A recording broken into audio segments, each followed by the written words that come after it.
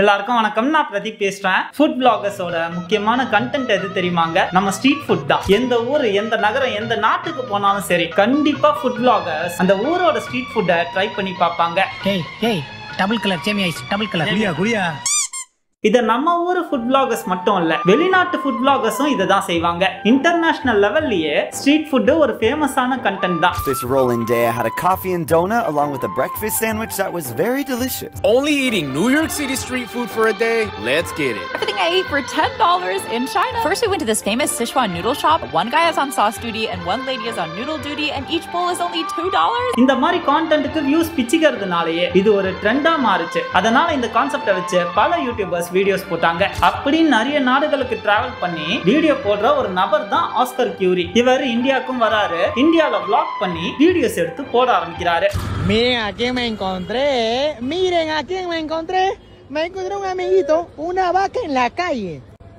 Una vaca en la calle en la isla. இவர் இந்தியாவை பத்தி போட்ட சில வீடியோஸ் சமூக ஊடகங்கள்ல பிச்சுக்கிட்டு போகுது. அப்படி என்னதான் இவர் இந்தியாவை பத்தி வீடியோ போட்டாருன்னு கேட்டீங்கன்னா, இங்க எவ்வளவு மோசமான, எவ்வளவு அன்ஹைஜீனிக்கான உணவுகள் விற்கப்படுது என்பதை பத்தி வீடியோஸ் கிரியேட் பண்ணி போடுறாரு. அது சமூக வலைதளங்கள்ல பிச்சுக்கிட்டு போகுது. ஆஸ்கர் கியூரி சமூக வலைதளங்கள்ல போடுறது ஒன்றும் புது கான்டென்ட் இல்ல. நீங்க யூடியூப்ல போய் டர்ட்டியஸ்ட் ஸ்ட்ரீட் ஃபுட் இன் இந்தியான்னு போட்டு பாருங்க. உங்களுக்கு எக்கச்சக்க வீடியோஸ் லிஸ்ட் ஆகும். Indian street food dirtiest street food in India part 1 part 2னு எக்கச்சக்க வீடியோஸ் ஆன்லைன்ல போட்டு குவிச்சிருக்காங்க. ஒவ்வொன்றும் இங்க 1 மில்லியன் 2 மில்லியன் வியூஸ் போயிருக்கு. இப்படி இந்தியன் ஸ்ட்ரீட் ஃபுட்ஸை கலாய்ச்சி போடுறதுனால நிறைய வியூஸ் வருதுன்னு தெரிஞ்ச உடனே பெரிய பெரிய யூடியூபர்ஸே இதை ஒரு கான்டென்ட்டா பார்க்க ஆரம்பிச்சாங்க. அதுக்கேற்ற மாதிரி அவங்களோட தம்ப்நெயில்ஸை மாற்ற ஆரம்பிச்சாங்க, டைட்டில்ஸை மாற்ற ஆரம்பிச்சாங்க. நீங்களாம் நினைக்கலாம் இதெல்லாம் வடக்கு நண்பர்களை கலாய்ச்சி போடுற வீடியோஸ் தானே, இது எப்படி சவுத்தை பாதிக்கும், தமிழ்நாட்டை பாதிக்கும்னு கேட்டீங்கன்னா, சோனி சைடு ஒரு ஃபேமஸான ஃபுட் vloggerங்க, இன்டர்நேஷனல் ஃபுட் vloggerங்க, ஈவன் இர்ஃபான் கூட அவர் கூட கொலாப் பண்ணிருப்பாரு. அவ்வளவு ஃபேமஸான ஆளு ரீசெண்டா சென்னையை பத்தி போட்ட வீடியோல வச்ச தம்ப்நெயில் என்னன்னா, டெட்லி இந்தியன் ஸ்ட்ரீட் ஃபுட் இன் சென்னை. வீடியோக்குள்ள அவர் பெருசா எதுவும் சொல்லன்னு வச்சுக்கோங்களேன். ஆனா அப்படி தம்ப்நெயில் வச்சாதான் இங்க ஓடும். அப்படி தம்ப்நெயில் வைக்கிறதுன்னு நான் தப்புன்னு சொல்ல வரல. இங்க இன்டர்நெட்ல என்ன ட்ரெண்ட் போயிட்டு இருக்குன்னு உங்ககிட்ட சொல்ல வரேன். அதை பதிவு பண்ண விரும்புறேன், அவ்வளவுதான். ஈவன் எம்டி ஹேண்டே பாத்தீங்கன்னா இந்தியன் ஸ்ட்ரீட் ஃபுட்ஸை வச்சு எக்கச்சக்க வீடியோஸ் போட்டிருப்பாரு. அதுக்கு காரணமும் ட்ரெண்ட் தான். கையை விட்டு நோண்டி கிண்டி எடுக்கிறான், அது கூட்டமா இவ்வளவு கூட்டம் வருது. சோ இதே ட்ரெண்டை ஃபாலோ பண்ணி ஆஸ்கர் கியூரியும் வீடியோ போடுறாரு. இந்த வீடியோல அவர் என்ன சொல்றாருன்னா, இப்படிதான் உலகத்திலேயே அதிகமான பொல்யூட்டான சாப்பாடு இருக்கும். இதை நீங்க சாப்பிட்டீங்கன்னா கண்டிப்பா நீங்க சொர்க்கத்துக்கு போயிருவீங்க. இந்தியாவோட ஸ்ட்ரீட் ஃபுட் இப்படிதான் இருக்கும். இதுதான் இவங்களோட கிச்சன். இங்கதான் சாப்பாடு வழங்குறாங்க. பிளேட் எப்படி இருக்குன்னு பாருங்க அப்படின்னு சில பதிவுகளை போடுறாரு. Contaminada del mundo, la comida más contaminada del mundo, donde si tú comes esto te vas al cielo. Y te puedes ir al cielo, pero al toque así, te vas al cielo. இந்த பதிவு போட்ட அடுத்த சில நாட்கள்ல அவர் upload பண்ண video என்னன்னா, ஒரு ஹாஸ்பிட்டல்ல இருந்து பேசுறாரு. அந்த ஹாஸ்பிட்டல்ல அவருக்கு ட்ரீட்மெண்ட் நடந்துகிட்டே இருக்கு. நடந்துட்டு இருக்கும் போதே பேசுறாரு, இந்தியாவுக்கு தயவு செஞ்சு வராதீங்க, இங்க சாப்பாடு மாசு அடைஞ்சிருக்கு, இதுதான் உலகத்திலே மோசமான உணவு. ஆக்சுவலா அவர் மோசமான அன்ஹைஜீனிக் மெத்தட்ல உருவாக்குற உணவை பார்த்தாருல, அது அவர் வெறும் ரெக்கார்ட் மட்டும் பண்ணல, அது அவரு சாப்பிட்டும் பார்த்திருக்காரு. அதற்கப்புறம் தான் அவர் ஹாஸ்பிட்டல்ல அட்மிட் ஆயிருக்காரு. Esa comida que acabo de comer fue lo más extremo y lo más horrible que probé en toda mi vida, carajo. Toda mi vida, es como esa comida es la peor comida del mundo, gente. இவர் இந்த hospital video post பண்ணார்ல, எனக்கு வயிறு வலிக்குது, இது ரொம்ப டாக்ஸிக்கான food, உலகத்திலே மோசமான food அப்படிலாம் சொல்லி ஒரு வீடியோவை போஸ்ட் பண்ணார்ல, அதற்கு பிறகு அவரோட ப்ரொஃபைல்ல வீடியோஸே வரல. அதனால நாளாக கொஞ்சம் கொஞ்சமா சோஷியல் மீடியால கான்ஸ்பிரசி தியரிஸ் பேச ஆரம்பிச்சாங்க. இதற்கு நடுவுல ஒரு கண்டோலன்ஸ் போஸ்ட் வேற, அதாவது கண்ணீர் அஞ்சலி போஸ்டர் மாதிரி வச்சுக்கோங்களேன், அவரோட சமூக வலைதள பக்கத்துல அப்லோட் செய்யப்படுது. அந்த போஸ்ட்ல அவரோட பெயரும் அவங்க அம்மாவோட பெயரும் இருக்கு. அதனால மக்கள், இந்த போஸ்ட பார்த்த மக்கள் என்ன கருத ஆரம்பிச்சாங்கன்னா, ஆஸ்கர் கியூரியும் அவங்க அம்மாவும் இறந்துட்டாங்க போல, இந்தியன் ஸ்ட்ரீட் ஃபுட்டை சாப்பிட்டு தான் இவர் இறந்துட்டாரு போல அப்படின்னு பேச ஆரம்பிச்சிட்டாங்க. அதை தொடர்ந்து வீடியோஸ் போட ஆரம்பிச்சிட்டாங்க. We've all seen videos showing how unsanitary Indian street food is, but it's rare to hear about it actually killing someone. Until now. No coman comida callejera de la India. Despite noticing the less than ideal hygiene at the stall, Oscar decided to sample the food. Shortly after, he experienced severe stomach pain and had to seek medical attention. After this post, Oscar went MIA, and it's been a month since his last update. Do you think he ate the food again? Perhaps he didn't learn his lesson from the first time and succumbed to the food and died. That's at least what everyone believes online. अरे आप ही तो बोलते कि सब छोड़ अरे हम भी तो बहुत दूर से अंकल जी इधर थोड़ी ना है இந்த மேட்டர் சமூக வலைதளங்கள்லயும் ட்ரெண்ட் ஆக ஆரம்பிச்சது. சில நியூஸ் மீடியாஸும் இதை பத்தி பேச ஆரம்பிச்சது. ஆனா உண்மை என்னன்னா ஆஸ்கர் கியூரி நிஜமாவே சாகல. இந்தியன் ஸ்ட்ரீட் ஃபுட்லாம் சாப்பிட்டு சாகல. அவங்க அம்மா மட்டும்தான் இறந்திருக்காங்க. அதனால அவரால் சில நாட்கள் வீடியோ பதிவு போட முடியல. சமூக வலைதளங்கள்ல போட்ட பதிவு கூட அந்த கண்டோலன்ஸ் மெசேஜ் கூட அவர் போட்டது இல்லைன்னு சொல்றாங்க. அவரோட அப்பா தான் போட்டிருக்காரு. இவருக்கு சில பர்சனல் ப்ராப்ளம்ஸும் இருந்திருக்கு. இதுக்கு நடுவுல அவங்க அம்மாவும் இறந்துட்டாங்க வேற. அதனால அவரு வீடியோஸ் போடாம இருந்திருக்காரு. அதற்கு பிறகு அவரே சமூக வலைதளத்துக்கு வந்து இத பத்தி ஒரு பதிவு செஞ்சு வீடியோ போட்டு எக்ஸ்பிளைன் பண்ணிருக்காரு. Volví, gente, volví. Pero solamente para decir esto. Les quiero decir unas cosas que ha pasado en mi vida últimamente.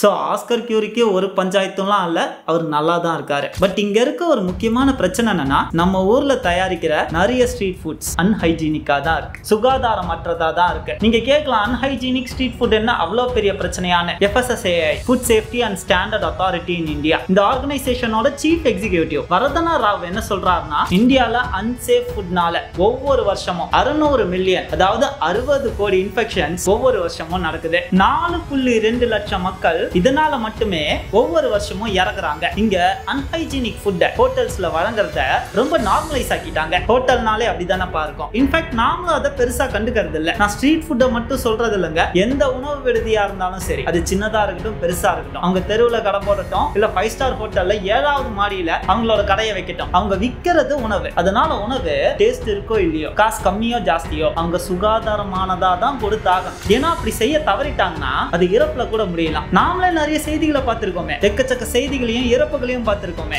சிகிச்சை பெற்று வந்த நிலையில் செருவத்தூரை சேர்ந்த தேவானந்தா என்ற மாணவி சிகிச்சை பலனின்றி உயிரிழந்தார். வாடிக்கையாளர்களின் நலன் கருதாமல் கெட்டுப்போன பொருட்களை சிலர் விற்பனை செய்கின்றனர்.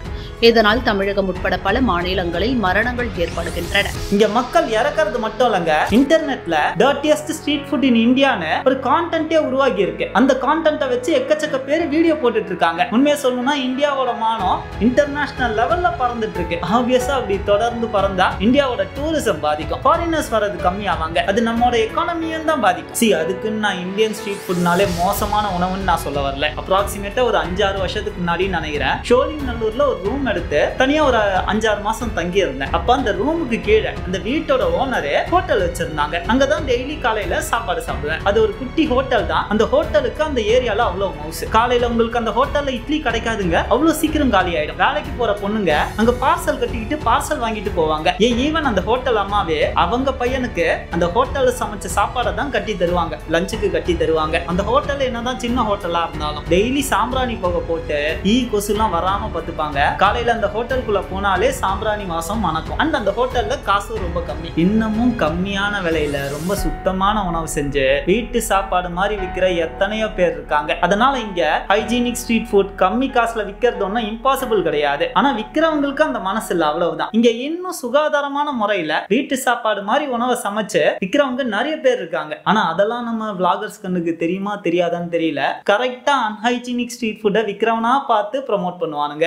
நான் இங்க யாரையும் பாயிண்ட் பண்ணியோ குறிப்பிட்டுலாம் நான் பேச விரும்பல. அது யாரா இருந்தாலும் சரி, எந்த ஃபுட் விளாகரா இருந்தாலும் சரி, நம்ம ஊருக்காரனா இருந்தாலும் சரி, வெளிநாட்டுக்காரனா இருந்தாலும் சரி, அன்ஹைஜீனிக் ஸ்ட்ரீட் ஃபுட்டை தயவு செஞ்சு ப்ரமோட் பண்ணாதீங்க. எதுக்கு ஸ்ட்ரீட் ஃபுட்னு அன்ஹைஜீனிக் ஃபுட்டையே தயவு செஞ்சு ப்ரமோட் பண்ணாதீங்க. நீங்க ஒரு ஹோட்டலுக்கு சாப்பிட போறீங்க, அவங்க உணவு தயாரிக்கிற முறை அன்ஹைஜீனிக்கா இருக்கா, அது உங்களுக்கு கண் கூட தெரியுதா? தயவு செஞ்சு அந்த ஹோட்டல்ஸை ப்ரமோட் பண்ணாதீங்க. அந்த ஹோட்டல்ஸை பத்தி, அன்ஹைஜீனிக்கா ஃபுட்டை விற்கிற ஹோட்டல்ஸை பத்தி தவறா வீடியோஸ் பேசி கூட நான் போடணும்னு சொல்ல, ஆனா அவங்கள ப்ரமோட் பண்ணாம இருக்கலாம். இதை நான் ஏன் சொல்றேன்னா இது ஒரு சைக்கிள் மாதிரி மாறிடும். ஏன்னா அன்ஹைஜீனிக் ஃபுட் தயாரிக்கிறவங்களுக்கு இதை ப்ரமோட் பண்றது மூலமா உங்களை ஃபாலோ பண்ற சப்ஸ்கிரைபர்ஸும் ஃபாலோவர்ஸும் உங்களை நம்பி அந்த கடைக்கு போய் சாப்பிட ஆரம்பிச்சிருவாங்க. அவங்களுக்கு ஏதாவது உடல் பாதிப்பு ஏற்பட்டாலோ நம்ம அதுக்கு ரெஸ்பான்சிபிலிட்டி எடுத்துக்க போறது இல்ல. மிஞ்சி மிஞ்சி போனா கோவப்பட்டு ஒரு வீடியோ கூட போடுவோம், எனக்கும் இதுக்கும் சம்பந்தம் இல்ல அப்படின்னு வீடியோ கூட போடுவோம். ஆனா ரெஸ்பான்சிபிலிட்டி எதுவும் எடுத்துக்க மாட்டோம். நான் திரும்பவும் சொல்றேன், இது எந்த தனிப்பட்ட நபர் பத்தின வீடியோலாம் கிடையாது. நிஜமாவே அன்ஹைஜீனிக் ஃபுட்டை இந்த உணவகத்துல தயாரிக்கிறாங்கன்னு தெரிஞ்சோம் அதை ப்ரமோட் பண்ற விளாகர்ஸை பத்தி மட்டும்தான் பேசுறேன். நான் ஏற்கனவே சொன்னதுதான், சின்ன கடையோ பெரிய கடையோ நமக்கு விற்கப்படும் உணவு